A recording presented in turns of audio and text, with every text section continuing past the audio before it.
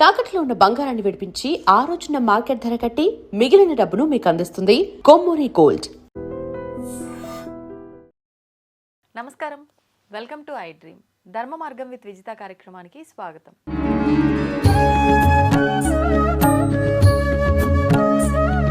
ప్రస్తుతం మనతో పాటు ఉన్నారు ప్రముఖ జ్యోతిష వాస్తు పండితులు బ్రహ్మశ్రీ అన్నవరపు తిరుపతి మూర్తి అవధాని గారు. ఇప్పుడు గురుగారితో మాట్లాడదాం. నమస్కారం గురుగారు. ఓం శ్రీ మహాగణాధిపతయే నమః. గురుగారు, చాలా వరకు చాలా విషయాల్లో డబ్బున్న వాళ్ళని ఒక రకంగా, సామాన్యులను ఒక రకంగా చూస్తున్నారేమో, పరిస్థితులు కూడా అలానే ఉంటున్నాయేమో, అంటే వాళ్ళకే ఫేవర్గా ఉంటున్నాయేమో, సామాన్యులకు ఏది కూడా అందుబాటులో ఉండదేమో అన్న విధానం మనం ఎక్కువగా చూస్తూనే ఉన్నాం. అవును. అయితే లక్ష్మీదేవి కూడా సామాన్యులని వరించదేమో, ధనవంతులకే ఇంకా అంటే మనం అనుకుంటూ ఉంటాం సాధారణంగా, డబ్బున్న వాళ్ళకే ఇంకా కుప్పలుగా కనకవర్షం కురుస్తూ ఉంటుంది. వాడికి పూటకు కూడా వెళ్ళట్లేదు, ఏం వానింట్లో రూపాయి కాస్త వీనికి వస్తే వీడు కడుపు నిండా తిండన్న తింటాడు, కుటుంబాన్ని పోషించుకుంటాడు కదా అని చెప్పి.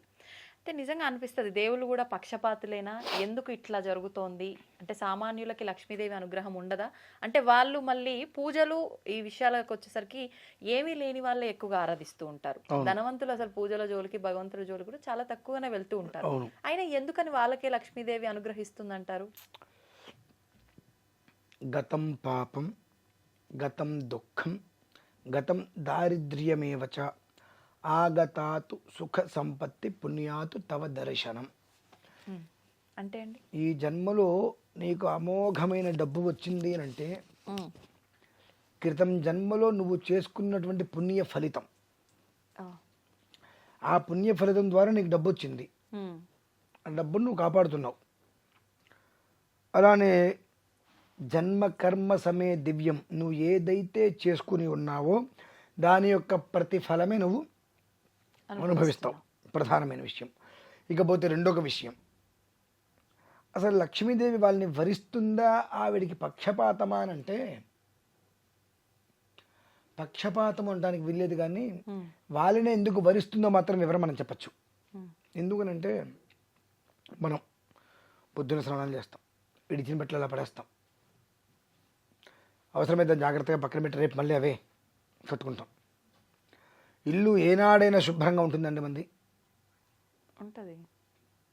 ఇడిచిన బట్టలు అయితే తీసిన బట్టలు అక్కడ పడేయటము, బట్టలు మడత పెట్టం అక్కడ పడేస్తాం, కుర్చీ నిండా బట్టలు ఉంటాయి, విడిచిన బట్టలు నమ్మోలు ఉంటాయి, ఇల్లు ఊడుస్తాం ఎక్కడ దుమ్ము అక్కడే ఉంటుంది, ఏ టీవీ గూట్లలో మొత్తం షెల్ఫ్లు చూసినా మొత్తం దుమ్ముగానే ఉంటుంటుంది. ఎప్పుడూ కూడా దుమ్ము ధూళి అపరిశుభ్రత ఉన్న చోటకి జ్యేష్ఠాదేవి వచ్చి కూర్చుంటుందండి. ఇప్పుడు మీరు ధనవంతులు వాళ్ళ ఇల్లు చూడండి, ఎక్కడైనా మీకు దుమ్ము కనిపిస్తుందా? అంటే వాళ్ళకి డబ్బు ఉందండి, డబ్బు ఉంటే అన్ని అయిపోతాయి. శుచి శుభ్రత ఉన్నటువంటి ప్రదేశానికి లక్ష్మీ అమ్మవారు వెతుక్కుంటూ వస్తుంది. మనం కూడా పూరి గుడిసెలో ఉన్న శుభ్రంగా పెట్టుకోవాలి, శుభ్రంగా పెట్టుకుంటే అమ్మవారు వస్తుంది, ఎక్కడికైనా వస్తుంది ఆవిడ. శుభ్రత లేని చోట మురికాల దగ్గర మనం వెళ్ళి ఉంటామండి? కాస్త 4 నీళ్లు ఉండి 4 రోజులు నీళ్ళు కనుక మురిగిపోతే వాసన వస్తూ దోమలు వస్తూ ఉంటాయి, 5 నిమిషాలు మనం నిలబడతామా? నిలబడం. మనకి ఎలా ఉన్నప్పుడు సర్వలోకానికి కూడా ఐశ్వర్యాన్ని ప్రసాదించేటువంటి అమ్మ అటువంటి చోట ఆవిడ ఎందుకు ఉంటుంది? సుగంధ సుమనోహర పరిమళ ద్రవ్యములు. దీనికి భారతంలో చెప్పాడంటే మంచి విషయం. పాండవులు 5గురు పడి వెళ్తూ ఉంటారు, ఒక్కొక్కళ్ళు కింద పడిపోతూ ఉంటారు.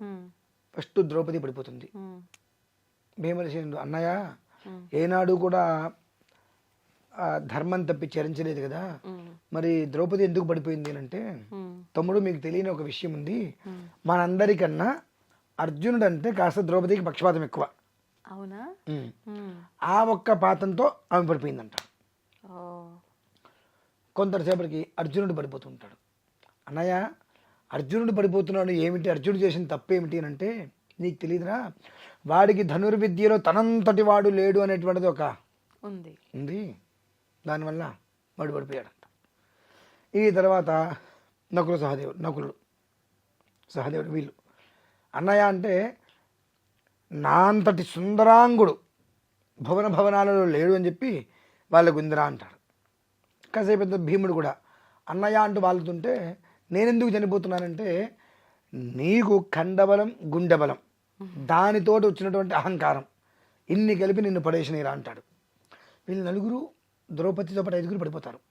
ధర్మరాజు కోసం ఇంద్రుడు రథాన్ని పంపిస్తాడు.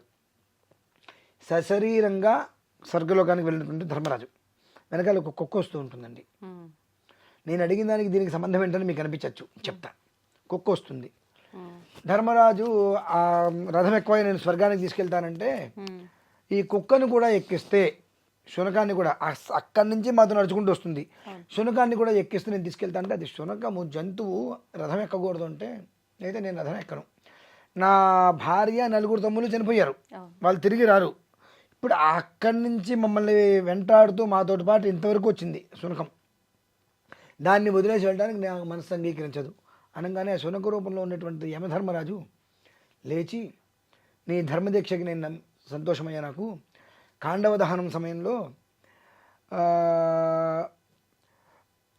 మీలో ఎవరిని నువ్వు బ్రతికించమని కోరుతా ఉంటే నా పిన్ని గారు కొడుకులు అందరూ నకుల్ని బ్రతికించని నువ్వు కోరావు, అప్పుడే నీ ధర్మదృష్టి నాకు అర్థమైందయ్యా, కాబట్టి నువ్వు సశరీరంగా స్వర్గానికి వెళ్ళిపోంటారు.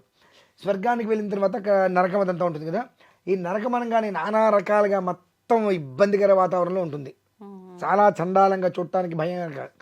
అక్కడికి ధర్మరాజు వచ్చాడని తెలిసి దేవేంద్రుడు వీళ్ళందరూ కూడా ధర్మరాజు దగ్గరికి వస్తుంటే అప్పటి వరకు చాలా ఇబ్బందికరంగా ఉన్నటువంటి వాతావరణం మొత్తం కూడా సుందర సుమనోహరంగా చక్కటి చందన పరిమళ ద్రవ్యాలతో సువాసనతో కూడి ఉంటుంది. సో ఎప్పుడు కూడా భగవంతుడు ఎక్కడ ఉంటాడు అని అంటే సుమనోహరంగా సౌభాగ్యమైనటువంటి వస్తువులతో, శోభన ద్రవ్యాలతో, పరిమళ ద్రవ్యాలతో, సువాసనలతో ఎక్కడ వాతావరణం అయితే ఉంటుందో దుమ్ము దూరి లేకుండా అక్కడ భగవంతుడు ఉంటాడు. కనుక ఇప్పుడు మనకు కారులు ఉంటాయి, రోజు కడగం, రోజు మనం కడగం. మనం ఏదైతే మొదలు పెడతామో అది పూర్తి చేయడానికి ఆయనే డబ్బులు ఇస్తాడు. మరి గొప్ప గొప్ప వాళ్ళు ఉంటారు, వాళ్ళు 4 కార్లు ఉంటాయి, 4 కార్లకి 4 డ్రైవర్లు రోజు వచ్చి శుభ్రంగా కారుకి ఇంత దుమ్ము లేకుండా కడుగుతారు.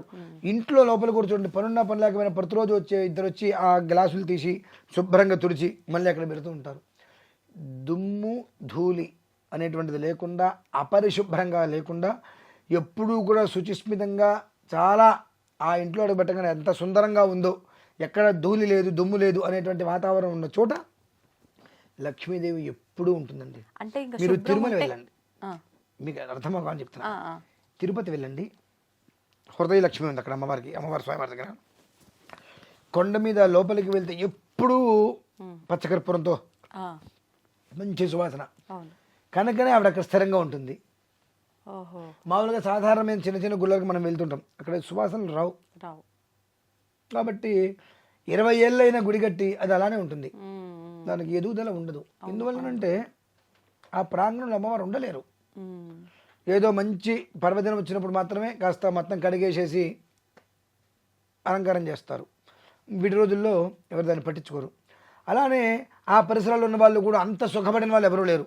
ఎందువలన నీ ఊర్లో, నీ పరిధిలో, నీ వీధిలో, నీ ఇంటి మీద ఒక ఆలయం ఉంటే దాన్ని అభివృద్ధి చేసుకుంటూ, దాన్ని బాగు చేసుకుంటూ, దాన్ని తెక్క చేసుకుందాం లేకుండా ఎక్కడో తిరుపతి వెళ్ళో ఇంకొక చోటకి వెళ్ళో గొప్ప గొప్ప దేవాలయాలను ఇంకా గొప్పగా చేద్దామని ఆలోచిస్తున్నావు. మినహాయిస్తే నీ దగ్గరున్న దేవాలయంలో నువ్వు శక్తిని గ్రహించలేకపోతున్నావు. కనుక మనం అందరం అలానే ఉంటాం. ఏ గుళ్ళోకైనా వెళ్ళండి, ఇక్కడ దుమ్ము ధూళి ఉంటుంది. తిరుమల లోపలికి ఎంతమంది ఎక్కడైనా కనిపిస్తుందా? మొత్తం ఒకటి నేతితోటి కలిపిన సువాసన లడ్డు వాసన, లోపలికి వెళ్తే చక్కటి పచ్చకర్పూరం వాసన. ఏంటంటే ఆ సుగంధ సుమనోహర పరిమళ ద్రవ్య సువాసన ఎక్కడైతే ఉంటుందో అక్కడ మాత్రమే లక్ష్మీ అమ్మవారు కొలువై ఉంటుంది. కనుక మీ ఇంట్లో కూడా లక్ష్మీ అమ్మవారు స్థిరంగా ఉండాలి అనుకున్నట్లయితే ఇల్లు శుభ్రంగా పెట్టుకోండి, విడిచిన బట్టలు పెట్టకండి. ఒక్కసారి ఒంటి మించి తీసి పక్కన పెడితే మళ్ళీ కట్టకండి. విడిచిన బట్టలు కట్టకూడదు. మీరు ఎప్పుడైనా పెద్దవాళ్ళని చూసారా, తీసి పక్కన పెట్టేస్తారు, ఇంకోటి తీసుకుంటారు, గంటకో చేరైనా మారుస్తారు, కానీ కట్టింది మళ్ళీ కట్టరు. అటువంటి అలా ఉన్నప్పుడు ఎప్పుడైతే కనుక శారీరక సౌందర్యం, బాహ్య సౌందర్యం, అంతఃసౌందర్యం, గృహ సౌందర్యం ఎప్పుడైతే ఉంటుందో అక్కడ లక్ష్మీదేవిని మీరు ఎలమన్నా వెళ్దాం, అక్కడే ఉంటుంది.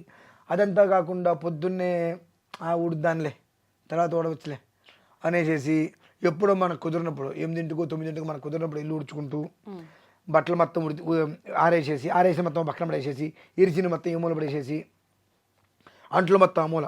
చూడండి మీరు నేను చాలామంది ఇళ్ళలో వెళ్ళినప్పుడు నేను ముందు వంటింట్లోనే చూస్తా. అసలు వీళ్ళు వాతావరణం ఏంటి, రాత్రి పడుకోబోయే ముందు ప్రత్యేకంగా కొన్ని పరిశీలిస్తా. ఎక్కడ అంట్లు ఉండవు. ఆ రాత్రివి తిన్న మొత్తం దాదాపుగా రాత్రి తోమేస్తారు. తోమేసి బోర్డు చేసేస్తారు. తెల్లవారేటప్పటికి నీకు అంట్లు కనిపించవు. పాచి గిన్నెలు అంటారు చూసారండి, అట్లా ఆ అంటూ రాత్రి వండి తిన్నటువంటి పదార్థాలు గిన్నెలు దాదాపుగా తెల్లవారితో కనిపించవు. రాత్రే మొత్తం పక్కన పెట్టేస్తారు. మళ్ళీ ఉదయం పూట టీ పెట్టుకుంటే అప్పుడు మళ్ళీ ఫ్రెష్గా రావడం తప్పితే రెండు ఎప్పటికప్పుడు వాళ్ళు తొలిచేసుకుంటారు. టీ తాగిన తర్వాత మనం గాసి పక్కన పెట్టేస్తాం గంట 2 గంటలు. టీ అవ్వగా మనిషి వచ్చి తీసుకెళ్ళిపోతే కడిగి పెట్టేస్తారు. అంత శుభ్రత ఉన్న చోట లక్ష్మీదేవి మీరు పొమ్మన్నా పోదు. ఈ శుభ్రత లేని చోటకి ఇంత ద్వారంలోంచి జ్యేష్ఠాదేవి ఇలా ఆసనమవుతుంది. ఎప్పుడైతే ఆవిడ లోపలికి వస్తుందో అందులోంచి మొత్తం మనకున్నటువంటి సంతోషం మొత్తం వెళ్ళిపోతుంది. అప్పటి వరకు ఉన్నటువంటి ఇంట్లో భార్యాభర్తల ఇబ్బందులు మాట వచ్చి నువ్వెంతంటే నువ్వెంత, ఆర్థిక రకంగా మానసికంగా ఆరోగ్యంగా అన్ని రకాల సమస్యలు రావడానికి మూలం జ్యేష్ఠాదేవి ఇంట్లోకి రావడం. ఆవిడ ఎందుకు వచ్చింది, నీ ఇల్లు నువ్వు శుభ్రంగా పెట్టుకోలేకపోయావు కాబట్టి నీకు లక్ష్మీదేవి ఎందుకు ఉంటుంది. ఇంకా భగవంతుడు ఎక్కడో, మీకు ఒక మాట చెప్తా, మన ఇల్లు ఎప్పుడు చికాగ్గా ఉంటుంది. మన ఇంటికి ఒక పెద్ద మనిషి వస్తున్నాడంటే ఎట్లా చేస్తాం, శుభ్రం చేస్తాం చాలా నీట్గా. ఆయన వచ్చేటికి ఇల్లంతా మొత్తం సోఫాలతో సహా మొత్తం నీట్గా పెట్టేసేసి ఒక అగరబత్తి పెట్టి మంచి సువాసన అవడానికి స్ప్రే కొట్టేస్తాం. రోజాలు ఎందుకుండమండి అంటే ఆ పెద్ద మనిషి ఏదో మన ఇంటికి వస్తే మన ఇంటిని చాలా శుభ్రంగా నీట్గా ఉన్నారు అని ఒక ఫీలింగ్ వాళ్ళకి కలుగుతుంది, మెప్పు. వీడెవడి గురించి మెప్పు ఉండే బదులు అమ్మవారి మెప్పు పొందాలని ప్రయత్నం చేసే రోజు అలానే ఉంది. చిన్న లాజిక్ అండి. ఆ విషయంగా ఉంటే లక్ష్మీదేవి ఎక్కడికి వెళ్దు. మీరు మార్వాడీస్ చూడండి ఎలా ఉంటారు, ఎక్కడ ఇంత దుమ్ము ఉండదు, చికాగ్గా ఉండరు, ప్రశాంతంగా ఉంటారు. ఎందుకంటే వాళ్ళు నిత్యం ఇంట్లో చేయవలసిన దాన్ని ఇల్లు శుభ్రంగా ఉంచుకోవటము, ఒళ్ళు శుభ్రంగా ఉంచుకోవడం. వాళ్ళు ఎక్కడ దాదాపుగా ఒంటి మీద కొబ్బరి నూనె, మొహం మీద కొబ్బరి నూనె జిడ్డు కారుతున్నట్టుగా కానీ ఎక్కడా ఉండరు. దాదాపుగా మార్వాడీస్ అందరూ కూడా మొహంలో ఒక చక్కటి కాంతితో ఉంటారు. పెట్టుకొచ్చిన కాంతి కదా అదంతా. వాళ్ళ ఆరాధనలు ఇంట్లో. ఆరాధన అంటే ఏంటి, ఎప్పుడూ కూడా ఒంటిని ఇంటిని శుభ్రంగా పెట్టుకుంటారు, మంచి ఇస్త్రీ బట్టలు వేసుకుంటారు. ఎప్పుడైతే నువ్వు నీ ఒంటిని నీ ఇంటిని శుభ్రతగా పెట్టుకుంటావో అక్కడికి ఆవిడ వస్తుంది. కానీ అశుచిగా ఉన్న చోట, పందులు తిరిగే చోట, బురద ఉన్న చోట, దోమలు ఈగలు ఇవన్నీ పెంట కుప్పలు వేసిన చోట ఆవిడ ఎందుకు ఉంటుందండి, దరిద్రత ఉంటుంది. ఈ చిన్న విషయంతో జనాలకు అర్థం కావాలి, లక్ష్మీదేవి రావాలంటే మనం ఎలా ఉండాలి, లక్ష్మీదేవి అక్కర్లేదంటే మనం ఎలా ఉండాలి అని చెప్పి. అంతే ఎవరికి వారు నిర్ణయించుకోవాల్సిందే. అంతే. ధన్యవాదాలు గురుగారు. పరమేశ్వర.